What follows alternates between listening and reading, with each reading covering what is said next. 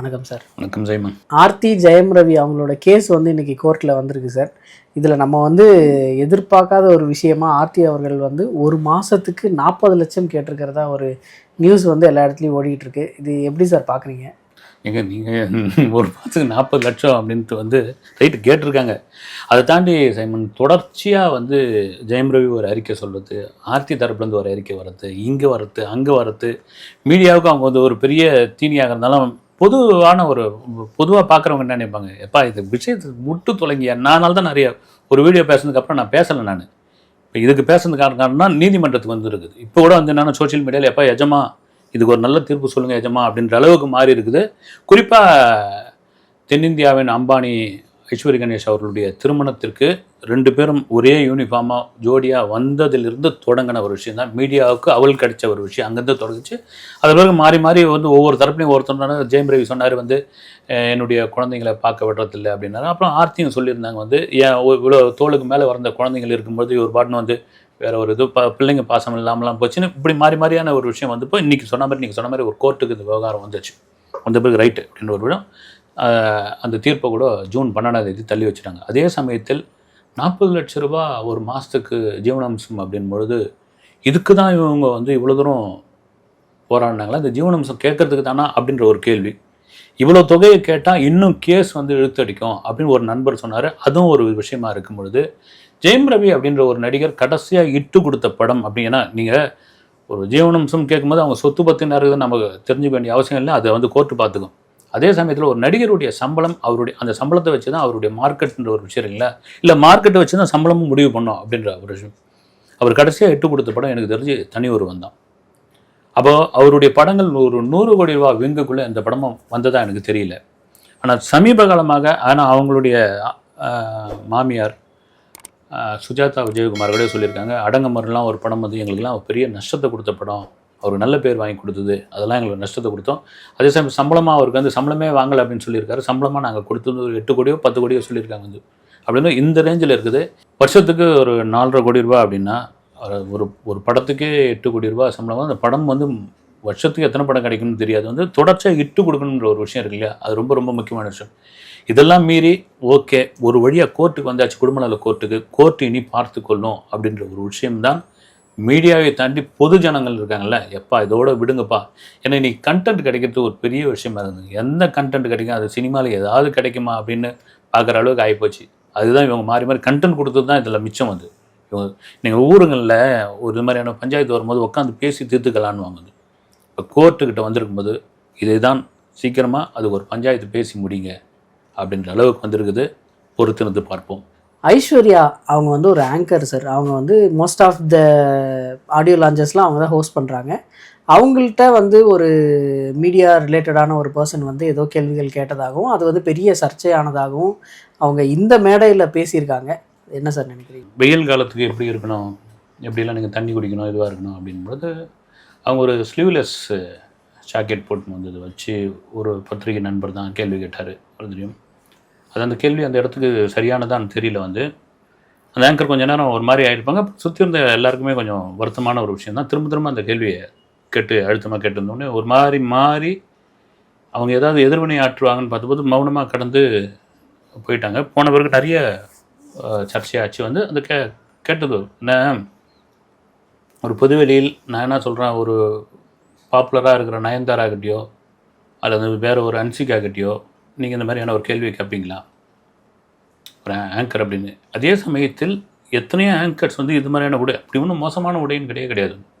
இன்னும் படுமோசமான உடைகள்லாம் இருக்குது. வந்து நீங்கள் பாம்பேயில் வந்து ஒரு ஈவெண்ட், அந்த நடிகை பேர் தெரியல, வந்து இந்த சோடா புட்டி ஒயரு இதெல்லாம் கட்டின்னு நீங்கள் பார்த்துருக்க மாட்டீங்க. வந்து இதெல்லாம் கட்டிட்டு ஒரு இதுக்கு வராங்கன்னு என்னென்னா அந்த மாதிரி ஆகிப்போச்சு. கலாச்சாரங்கள் வந்து இன்றைக்கி மாறி போயிடுச்சு. வந்து இதை ஏன் பர்டிகுலராக கேட்கணும் அப்படின்ற மாதிரியான ஒரு விஷயம். இதே ஆங்கர்கிட்ட கூல் சுரேஷ்னு ஒரு நபர் வந்து திடீர்னு ஒரு மாலையை தூக்கி போட்டிருப்பால இந்த ஒரு ஈவெண்ட்டில் இப்போ நடந்தது யோகிடா அப்படின்னு ஒரு படத்தினுடைய ஆடியோ லான்ச்சில் அதை அந்த ஆங்கர் சொல்லி அந்த நேரம் நான் வந்து என்னை எதுவும் செய்ய முடியலனால நான் வந்து ஒரு கட்டத்தில் ரொம்ப ஸ்டாப் ஆகிட்டேன்.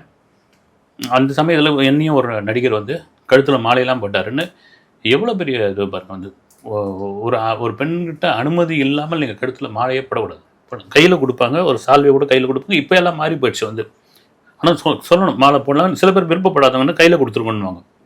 மாலை போட்டு நான் அதை கை தட்டி இது பண்ணது வந்து நான் அப்பயே ஒரு கிண்ணத்தில் பலார்னு அடிச்சிருக்கணும் அப்படின்ற மாதிரி. எனக்கு என்னென்னா, சாமானிய பெண்கள் அப்படின்றவங்க உங்களுக்கு கில்லுக்கிறையா யாராக இருந்தாலும் இருக்கட்டும் வந்து. ஏன்னா அந்த அந்த ஆங்கர் ஐஸ்வர்யா பற்றி விசாரித்த போது ரொம்ப ஒரு கீழ்நிலையிலிருந்து வந்து இந்த இடத்துக்கு நீங்கள் சினிமாவில் வந்து ஒரு காட்சி நடிக்கிறதுக்கு எவ்வளோ பெரிய போராட்டம் எனக்கு தெரியும் வந்து. நீங்கள் அது மேலாக இருக்கட்டும் ஃபீமேலாக இருக்கட்டும், மேலுக்குலாம் கிடையாது. ஒரே ஒரு காட்சிக்கு வந்து சும்மா தலையை காட்டிது ஷார்ப் போஸ்ட் அப்படின்ற மாதிரி ஒரு விஷயம் வச்சு அதுக்கு எவ்வளோ படி ஏறி இறங்கணும், எங்கெங்கே என்னென்ன இதுவாகணும் பேசணும், அவ்வளோ வழிக இருக்குது. அது காரணம் என்னென்னா, பணமும் புகழும் ஒரு சேர ஒரே நைட்டில் கிடைக்கக்கூடிய ஒரே இடம் வந்து சினிமா அப்படின்ற பொழுது அங்கு போட்டி இருக்க தான் செய்யும். அந்த போட்டியெல்லாம் உடச்சிக்கிட்டு நீங்கள் போய் ஒரு இடத்துல போய் இதுவாகிறது பெரிய கஷ்டமான விஷயம். ஐஸ்வர்யா வந்து தனுஷ் படத்தெல்லாம் கூட நடிச்சிருக்காங்க வந்து. அப்படி இருக்கும்போது நான் வந்து ஒரு எளியவர்களிடம் ஏன் இப்படி வந்து உங்களுடைய இதை காமிக்கிறீங்க அப்படின்னு ரெண்டாவது முறை அதை வந்து பேசியிருக்க வேணாம்னு தோணுது வந்து. ஐஸ்வர்யா வந்து இந்த யோகிடா இது என்ன எப்படி மாறிடுச்சு அப்படின்னா, இந்த படத்தினுடைய ப்ரொமோஷனுக்காக இவங்க பேசுனதாகவும் இந்த படம் சம்மந்தப்பட்டவர்கள் பேச வச்சதாகவும் மாறிடுச்சு வந்து. பேசியாச்சு, பெரிய ஆதரவு வந்து ஐஸ்வர்யா கிடச்சிது. நான் சோஷியல் மீடியாவில் வாட்ச் பண்ணிட்டு தான் இருக்கிறேன் வந்து. ஆதரவு கிடச்சிது, அதை அப்படியே விட்டுட்டுருக்கணும் வந்து. பேசுனது ஒரு மாதிரி ஆயிடுச்சு. இனி வரும் காலங்களில் இது மாதிரி யாரும் சாமானியர்கள் மீது உங்களுக்கு வாய்க்கு வந்ததை கேட்கக்கூடாது. கேட்பது நியாயமல்ல, முறையல்ல. நாம் கோவப்படாத இடத்துல நமக்காக வந்து கடவுள் கோவப்படுவான்னு. அதுதான் உண்மை. அதுதான் சார். அன்னைக்கு அந்த விஷயம் நடந்தப்போ யாருமே எதிர்த்து பேசலை. கூட இருந்த பத்திரிகை நண்பர்கள் யாருமே எதிர்த்து கேள்வி கேட்கல. ஏன் இப்படி கேட்குறீங்கன்னு யாரும் கேட்கல. இன்னைக்கு வந்து அதை பற்றி பேசும்போது அதை பற்றி பேசக்கூடாதுன்னு எந்திரிச்சு பேசுறதுக்கு ஒரு 4-5 பேர் இருந்தாங்க. இதை எப்படி சார் எடுத்துக்கிறது? இல்லை, எத்தனை பேர் வாட்ச் பண்ணுறாங்களே அப்படின்னு கூட தெரியாமல் இந்த மாதிரி பண்ணுறாங்களா? இல்லை, என்ன எது மாதிரியான எதிர்ப்பு கொடுத்தாங்கன்னு தெரியல வந்து. நான் வந்து சமயமாக ஒரு ஒரு ஒரு 20 நாளாக எந்த நிகழ்ச்சிக்கும் போகிறதில்ல நான் வந்து. அதனால் அந்த நிகழ்ச்சியில் லைவாக என்ன நடந்துன்னு தெரியல. எங்கேயோ தூரத்துலேருந்து கேமராக்களை வந்து பதிவு பண்ணது தான் காமிக்கிறாங்க அது. அவங்க சொல்கிறது சரி அப்படிங்களா நியாயமானு சொல்கிறாங்க. எனக்கு திரும்ப சொல்கிறதுனா அவங்க கேட்டது என்னன்னு தெரியல. அதை தாண்டி வந்து ஐஸ்வர்யா இந்த விஷயத்தை, அந்த ஆங்கர் ஐஸ்வர்யா இந்த விஷயத்தை இந்த மேடையில் பயன்படுத்தக்கூடாது. இதை இப்படி தான் மாற்றிருக்காங்களா இல்லை இப்படி தான் பேசப்படுதான்னு தெரியல. இதை பப்ளிசிட்டிக்காக பயன்படுத்திக்கிட்டாங்க அப்படின்ற ஒரு விஷயமா பேசிகிட்டு இருக்காங்க சார். நேற்று வந்து ஒரு வீடியோ வைரல் ஆகிட்டே இருந்தது. பெரிய பாய்னு சொல்லாமா தெரியல. ஏஆர் ரஹ்மான் சார் வந்து டிடி அவங்க இன்டர்வியூ எடுக்கும்போது நீங்கள் பெரிய பாய் அப்படின்னும் போது பெரிய பாயா என்ன கசாப்பு கடமைக்கார மாதிரி பேசுகிறீங்க, எனக்கு அது பிடிக்கல அப்படின்ற மாதிரி பேசியிருந்திருக்காரு. அதுக்கு வந்து நிறைய பேர் கசாப்பு கடைக்காரனா அவங்களுக்கு அவ்வளோ இலக்காரமாக போச்சா அப்படின்னு சொல்லிலாம் கிளம்பியிருக்கானுங்க. என்ன பேசினாலும் தப்பா சார்? இது எனக்கு புரியல சார். அது இல்லை, அது என்னென்னா ஒரு அன்பாக சொல்கிற ஒரு விஷயமா மாறிட்டு வந்து சோஷியல் மீடியாவில் வந்து பெரிய பாய், அப்புறம் வந்து சின்ன பாய், பெரிய பாய் சம்பவம் பண்ணிட்டாரு. நம்மளை கூட பேசியிருந்தோம். என்னென்னா ஒரு அன்போட வெளிப்பாடு தான் அது. நம்ம இஸ்லாமியர்கள் இருக்கிற ஊர்களில் பார்த்திங்கன்னா கறிக்கடை வச்சுருக்கோம் பாய் தான் வந்து. பாய் கடையில் போய் கறி வாங்கினுவா அப்படின்வாங்க. எங்கள் அப்பாலாம் சின்ன வயசில் இப்போலாம் கவரில் போட்டு தராங்க. அப்போ மந்தார இலையில் கட்டி தருவாங்க. மந்தார இலை இல்லாத காலத்துலாம் கூட நம்ம வந்து பாத்திரம் எடுத்து போகணும். அப்போ வந்து சொல்லி அனுப்புவார், பாய்கிட்ட சொல்கிறா வாத்தியார் வீட்டுக்குன்னு நல்லி எலும்பு போடுவார் நல்லா அப்படின்னு. இது அப்படி இருந்த ஒரு பொதுவான விஷயம் வந்து. அவர் என்ன, எனக்கு பெரிய ஆச்சரியமான ஒரு விஷயம் என்னென்னா, ரகுமான் வந்து ரொம்ப கூச்ச சுபாவம் உள்ளவர். நீங்கள் ஆரம்பகால பேட்டிகள்லாம் பார்த்தீங்கன்னா ரொம்ப ஒரு மாதிரி பேட்டி கூட ரொம்ப கூச்ச சுபாவம். ஒரு பொது மேடையில் கூட ஒரு 2-3 வார்த்தை தான் பேசுவார். ஒரு நிகழ்ச்சி கூட பார்த்தீங்கன்னா ஏதோ ஒரு இது சிவாஜி படத்தோடைய ஒரு சாங் ஒன்று பாடிட்டு ரஜினி மாதிரி ஸ்டெப் வைக்க சொல்லி இது பண்ணுவாங்க. சும்மா கூச்சப்பட்டுட்டு ஒரு காலை மட்டும் வச்சுட்டு இது பண்ணிட்டு போயிடுவார் அது. ஆனால் சமீபமாக பார்த்தீங்கன்னா நிறைய இது மாதிரி ரொம்ப ஃபன்னாக பேசுறது, ஜாலியாக இது பண்ணுறது, ஒரு மாற்றம் அவர்கிட்ட இருந்து வந்திருக்குது. கூடுமான வரைக்கும் பார்த்திங்கன்னா நிறைய தமிழில் பேசுகிற ஒரு விஷயமா இருக்குது. இப்போ பழைய ரகுமானாக இருந்ததுன்னா இந்த கேள்வி கூட நோ கமெண்ட்ஸ் அப்படின்னு சொல்லிட்டு போயிடுவார் வந்து. இல்லைனா விட்டுருங்க அப்படின்னு. எனக்கு கூட விஜயை பார்க்குற மாதிரியான வெர்ஷன் தான் நான் ரகுமானை பார்த்துட்டு இருந்தேன். ரகுமான், டெண்டுல்கர் இவங்கெல்லாம் பார்த்திங்கன்னா ஒரு மாதிரி ஒரு சின்ன வயசுலேயே ஒரு ஜீனியஸ் ஆனவங்க வந்து அப்படின்னு. ஆனால் எனக்கு இந்த மாமன்னன் ஆடியோ லான்ச்லேருந்து வரிவேல் வந்து சொல்லாமலைக்கும் பாய் அப்படின்னு ஒரு சிரிப்பாப்பில் வந்து அதை எடுத்த உடனே வந்து அந்த நிகழ்ச்சி நடக்கும்போது சிரிப்பாப்பில் சிரிச்சுட்டு பாடுங்க அப்படின்னு வருது. அந்த பாட்டு தந்தன் நானே அப்படின்னு அந்த பாட்டு பாடினது. இப்போ இங்கே கூட பார்த்திங்கன்னா ஒரு யதார்த்தமாக சொன்னது தான் வந்து.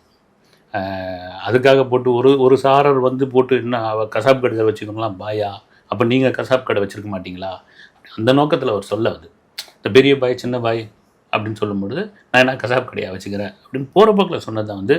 அதில் எனக்கு தெரிஞ்சு பார்த்தா ஏஆர் ரஹ்மான் வந்து எந்த உள்நோக்கத்தோடையோ இதோடையோ இல்லை. அவர் இன்னும் கேட்டால் இஸ்லாத் மீது பெரிய பற்றுள்ள ஒருத்தர் வந்து.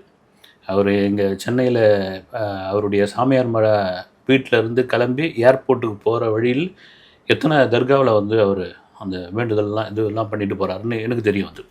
அவர் கூட இருந்த நண்பர்கள்லாம் சொல்லியிருக்காங்க வந்து. அப்படி இருக்கும்போது அதை ஒரு பெரிய விஷயமா இருந்து சோஷியல் மீடியாவில் அது ஒரு விவாத பொருளாக மாற்றி அதை பேசிகிட்டு இருக்காங்க. எனக்கு பெரிய ஆச்சரியமாக இருக்குது வந்து. அதை கடந்து போயிடும். ஏன்னா நான் அதை தான் ஆச்சரியப்பட்ட விஷயம், ரகுமான் வந்து பழைய ரகுமானாக இருந்ததுனால் இந்த கேள்விக்கு பதில் சொல்லியிருக்க மாட்டார். அதை இன்னைக்கு கூட திவ்ய தர்ஷனன்னு சொல்லி அப்போ கட் அப்படின்வாங்க வந்து. அந்த கட்டுன்னு சொன்னோடனே தான் சொல்லுவார் வந்து அப்போ நான் கசாப் கடை வச்சுருக்கேன் வந்து அப்படின்னு. அது ரைட்டு. ஆமாம் சார், விஷால் அவர்கள் வந்து நான் அந்த பில்டிங்கை கட்டாமல் கல்யாணம் பண்ணிக்க மாட்டேன் அப்படின்னு சொல்லி ஒரு சபதம் எடுத்திருந்தாரு. இப்போ அந்த சபதத்தை முறிச்சிட்டாரு அப்படின்னு எடுத்துக்கலாமா? நீங்கள் அறிவிச்சிட்டாரு வந்து முடிச்சிட்டாருன்னு எடுத்துக்கலாமான்றீங்க. ஆகஸ்ட் 29 கல்யாணம். தாய் தன்சிகா தான் வந்து வருங்கால மனைவி. ஓப்பனாக யோகிடா அப்படின்ற ஒரு ஆடியோ லான்ச்சில் வந்து டிக்ளேர் பண்ணியாச்சு வந்து. அதுக்கு முன்னாடியே வந்து நிறைய இதில் சொன்னார்.